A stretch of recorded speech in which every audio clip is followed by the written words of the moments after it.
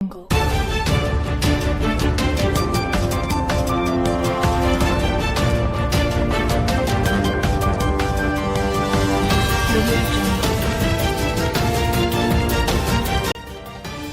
ሰላም ጤና ይስጥልኝ የታማኝ መረጃ ቻናል ተከታታዮች በየሰዓቱና በየዕለቱ የሚወጡ የተመረጡ አዳዲስ መረጃዎችን በየ3 ቀን ጠቅለል አድርገን በሳቢ መልኩ የምናቀርብበት የመረጃ ሰዓታችን ደርሷል።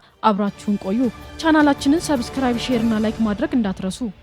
ህወሓት ጠንካራ ህዝባዊ ተቃውሞ እያስተናገደ ነው። ኋላ ቀሩና ጦረኛው የህወሓት ቡድን ያካሄደ ያለው አምባገነናዊ አፈና ስርዓት አልበኝነት በህፃናትና በወጣቶች ላይ እየፈጸመ ያለው የግዳጅ ምልመላ የትግራይ ህዝብ ክፉኛ አስቆጥቷል። በአብዛኛው የትግራይ ከተሞች እናቶች፣ ወጣቶችና ሴቶች የቡድኑን ጸረ ትግራይ እንቅስቃሴና የስልጣን ጥማት በአደባባይ መቃወም ጀምረዋል። ባሳለፍነው ሳምንት ማለትም ሰኔ 25 2018 ዓ.ም መቀሌን ጨምሮ በአዲ ጉደምና በሌሎች ከተሞች ነዋሪው የእንቅስቃሴ አድማ ማድረጋቸው ታውቋል። ለተቃውሞ በአደባባይ የወጡ ነዋሪዎች ልጆቻችንን ለስልጣን ማቆያችሁ መስዋዕትነት አናደርግም በማለት ድምጻቸውን ለዓለም ህዝብ አሰምተዋል። ለወታደራዊ ግዳጅ የታፈሱ ልጆቻቸውን ከአውቶቡስ ለማስጣል አቅማቸው በሚፈቅደው ድንጋይ ሲወረውሩ ታይተዋል። ከዚህም ጋር ተያይዞ በውጭ ሀገራት የሚኖሩ የትግራይ ተወላጆች የህወሓት ስብስብ የጦርነት ጉሰማና የወጣቶችን ጅምላ አፈሳ እያወገዙ ይገኛል። በኔዘርላንድ የሚኖሩ የትግራይ ዲያስፖራዎች በዋና ከተማው የውጭ ጉዳይ ሚኒስቴር ቢሮ ፊት ለፊት ሰልፍ በመውጣት በትግራይ እየተካሄደ የሚገኘውን አፈሳ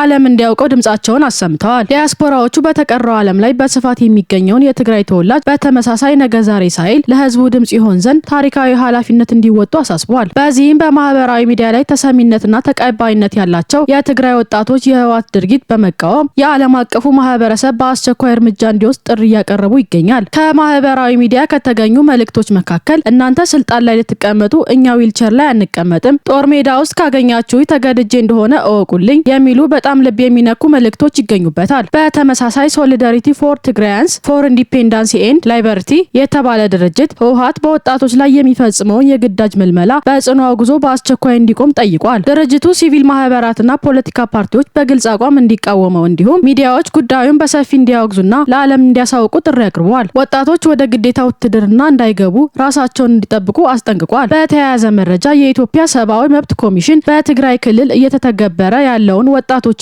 ህጻናትን ከፍላጎታቸው ውጭ በግዳጅ ወደ ውትድርና የማሰማራትና የሀሳብ ነጻነትን የማፈን ተግባር የሀገሪቱን ሉዓላዊነት ህግጋትና የዓለም አቀፍ ስምምነቶችን በግልጽ የጣሰ መሆኑን በይፋ አረጋግጧል። ተቋሙ ባወጣው መግለጫ ይህን አስገዳጅና የኃይል እርምጃ የፌዴራሉ ህገ መንግስት ብቻ ሳይሆን ለቀጠናው ሰላም ተስፋ ሆኖ የተፈረመውን የፕሪቶሪያል የሰላም ስምምነት ጭምር በአደባባይ የሚጥስ በመሆኑ በአፋጣኝ ሊቆም እንደሚገባ በጽኑ አሳስበዋል። ይህ በእንዲህ እንዳለ የመናገር ነጻነትን በአደባባይ እየገደበ ያለው አምባገነኑ ህወሓት ጦርነት የተቃወሙ ሰልፈኞችን እያሳደደ እንደሚገኝ ለማወቅ ችለናል። ለአዛውንቶች እንኳን ርህራሄ የሌለው ስብስቡ በቀን 22 2018 ዓ.ም በምስራቃዊ ዞን ዕዳጋ ሐሙሲት ከተማ ልክ እንደ እማማ አህዛ ህሉፍ ሁሉ ጸጋይ ገብረ ሀጉስ የተባሉ የ70 ዓመት አዛውንትን አፍኖ ወደማይታወቅበት ቦታ መውሰዱ ታውቋል። አቶ ጸጋይ ጦርነት ይበቃል፣ ሰላም ነው የምንፈልገው ብለው በሚዲያ ተናግረዋል በሚል ብቻ በኃይል ታፍኖ እንደተወሰዱ የመረጃ ምንጮች ያረጋግጠውልናል። ልጆቻችንን አትወሰዱብን በማለት የተቃወሙ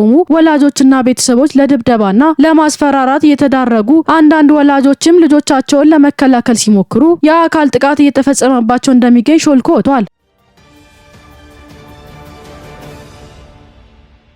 ደረጀ በላይ የሰላም መንገድ ሊከተል ነው። በጎንደር የሚንቀሳቀሱ የፋኖ ታጣቂዎች በበላይነት ሲመራ የቆየው አርበኛ ደረጀ በላይ ትግሉ በህወሓት መጠለፉን በመረዳት ለመንግስት እጅ ለመስጠት ውሳኔ ላይ መድረሱ ታውቋል። ደረጀ በላይ ወልቃይትና ራያን ለህወሓት አልሰጥም በማለቱ የህወሓት አንጃ አራጋቢው ዘመነ ካሴ በሀብቴ ወልዴ አማካኝነት በተደጋጋሚ ተኩስ ከፍተውበት እንደነበር የውስጥ አዋቂ ምንጮች አረጋግጠውልናል። ሌሎች ጓዶቹ በእነ ዘመነ ሴራ ተሰውተው በህዝቡ ድጋፍ የተረፈው አርበኛ ደረጀ ከመንግስት ጋር ተቀራርቦ ለመስራት እየመጣ መሆኑን ለማወቅ ችለናል። የአማራ ርስቶችን ለህወሓት አሳልፌ አልሰጥም በማለት በጽናት የቆመው አርበኛ ደረጀ የነዘመነ ቡድን ከመንግስት ጋር በመሆን ለመታገል ስምምነት ላይ መድረሱ ተገልጿል። ይህ እርምጃ የአማራ ህዝብ ደህንነት የሚያረጋግጥና የጥፋት ኃይሎች ይበልጥ የሚያሸማቅቅ ታላቅ ስልታዊ ድል ተደርጎ ተወስዷል። በተመሳሳይ የጎንደሩ አፋብህን ጎንደር ጠቅላይ ግዛት በላይ እዝ 206ኛ ሜጀር ጀነራል ከፍ ያለው ደሴ ኮር ገብርዬ ክፍለ ጦርና የወሎ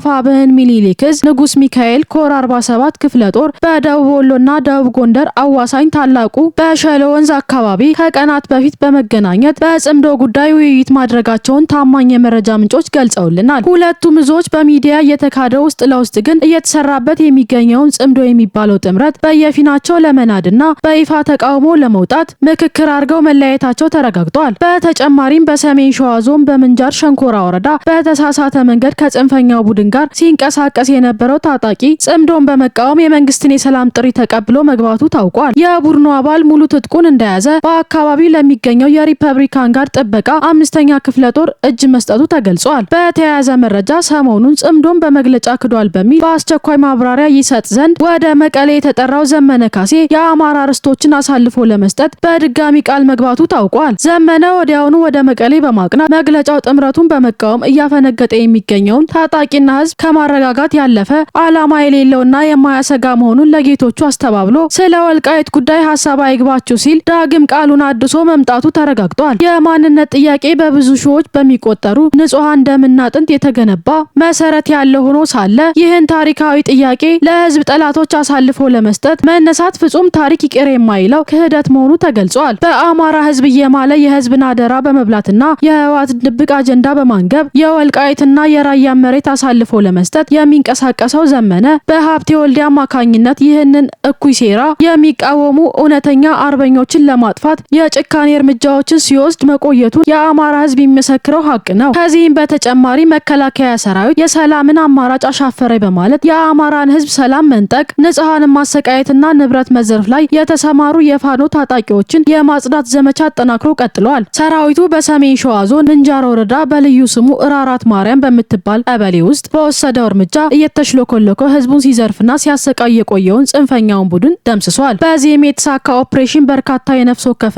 የቡድን መሳሪያዎች መማረክ መቻላቸው ታውቋል። እንዲሁም ሰሜን ወሎ ዞን መቄት ወረዳ ከህብረተሰቡ ዘርፎ ለኦፕሬሽን ማመላለሻነት ሲጠቀምባቸው የነበሩ አምቡላንሶችን ማስመለስ ችሏል። በአሁኑ ሰዓት በተለያዩ አውደ ውጊያዎች በሰራዊቱ ክንድ መቋቋም ተስኖት ከፍተኛ ሽንፈትና ኪሳራ እያስተናገደ የሚገኘው የፋኖ ታጣቂ የመጨረሻ ተስፋ በመቁረጥ የሽብር ተግባር ላይ ተዘፍቋል። በተለይ ራሱን ሞዓ ተዋህዶ ብሎ እየጠራ የሚገኘው ጸረ ሙስሊሙ የፋኖ ኃይል የሃይማኖት ግጭትን ለመቀስቀስ እቅድ በመያዝ በአሁኑ ሰዓት በአርሲ፣ በወለጋ፣ በጎጃም፣ በቻግኒ፣ በጎንደር ጨዋሂት፣ በወሎ መካነ ሰላም፣ በወሎ ኦሮሚያ ልዩ ዞን እና ቆቦ የእስልምና ሃይማኖት መሪዎች፣ ኢማሞችና ታዋቂ ሙስሊሞችን መስጂድ ድረስ በመግባትና ሰግደው ሲመለሱ በመጠበቅ እየረሸነ ህዝቡን ለማሸበር እየሰራ ይገኛል። ለአብነትም በኦሮሚያ ክልል ሆሮ ጉዱሩ ወለጋ ዞን አሙሮ ወረዳ አገምሳ ከተማና አካባቢው ሰኔ 23 2018 ዓ.ም ንጋት 11 ሰዓት ላይ ራሳቸውን የወለጋ ቢዛሞ ብለው የሚጠሩ የፋኖ ታጣቂዎች በፈጸሙት ጥቃት 13 በላይ ንጹሃንን መግደላቸውና በመቶዎች የሚቆጠሩ ከብትና ሌሎች ንብረቶችን ዘርፈው መሄዳቸው የዓይን እማኞች ተናግረዋል። የአርባ ምንጭ ኮንፈረንስ ሪዞርት ተመረቀ። የለውጡ መንግስት ካለፉት ጥቂት ዓመታት ወዲህ ለቱሪዝሙ ዘርፍ ልዩ ስትራቴጂካዊ ትኩረት በመስጠት ቱሪዝም የሀገሪቱ የኢኮኖሚ ምሰሶ ለማድረግ በርካታ መጠነ ሰፊ ስራዎችን እያከናወነ ይገኛል። በቅርቡ በአርባ ምንጭ ከተማ ተገንብቶ በጠቅላይ ሚኒስትር ዶክተር አብይ አህመድ የተመረቀው ዓለም አቀፉ ደረጃውን የጠበቀ የአርባ ምንጭ ኮንፈረንስ ሪዞርት አንዱ ማሳያ ነው። የገበታ ለትውልድ መርሃ ግብር ታላቅ ስኬት የሆነው ይህ ሪዞርት ከ1300 በላይ ሰዎችን የሚያስተናግድ ሰፊ የስብሰባ አዳራሽና በሐይቅ ላይ የተገነባ ልዩ ተንሳፋፊ ሬስቶራንትን በውስጡ ያካተተ ነው። ይህንን ታላቅ የልማት ውጤት መርቀው የከፈቱት ጠቅላይ ሚኒስትር አብይ በምረቃ ፕሮግራም ባደረጉት ንግግር መላው የኢትዮጵያ ሕዝብ ለነገው ከፍታ ይበልጥ እንዲተጋ መልእክታቸውን አስተላልፈዋል። በአርባ ምንጭና አካባቢው ደረጃውን የጠበቁ የቱሪስት መዳረሻዎችና የመዝናኛ ስፍራዎችን መገንባት አርባ ምንጭን በዓለም አቀፍ ደረጃ ተመራጭ የቱሪስት መዳረሻና የኮንፈረንስ ማዕከል የሚያደርጋትን ገልጸዋል። እንደዚህ አይነት ግዙፍ የኢንቨስትመንት ፕሮጀክት ለአካባቢው ማህበረሰብ በተለይም ለወጣቶች ሰፊ የስራ ዕድል እንዲፈጥርና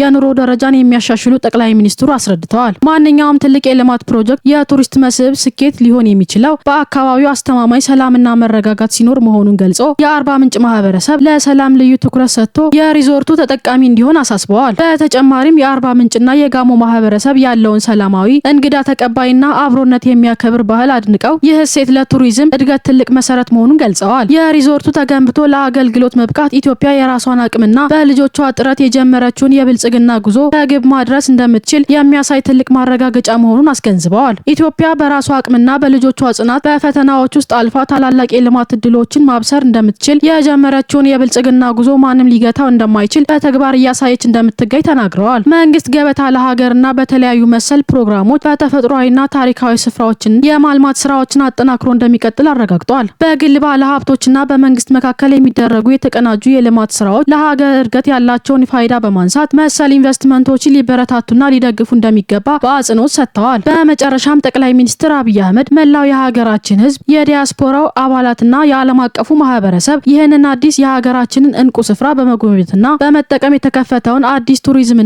የኮንፈረንስ ምዕራፍ በጋራ እንዲቋደሱ ጥሪያቸውን አቅርበዋል።